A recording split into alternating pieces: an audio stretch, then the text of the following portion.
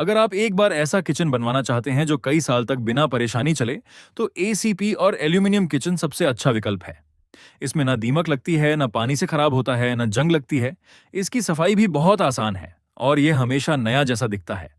शुरुआत में थोड़ा खर्च ज्यादा लग सकता है, लेकिन बार बार रिपेयर या बदलने का खर्च नहीं आता।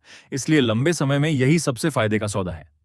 अगर आपको लकड़ी का किचन अच्छा लगता है, लेकिन समय के साथ उसमें दीमक, नमी और पानी की वजह से दिक्कत आ सकती है, एल्यूमिनियम और एसीपी में ये समस्याएं नहीं होती। इसलिए यह ज्यादा टिकाऊ, मजबूत और कम रखरखाव वाला विकल्प है। आप एक बार हमारा काम देख लीजिए। हम आपकी जगह के हिसाब से मजबूत, सुंदर और बजट के अनुसार किचन बनाकर देंगे।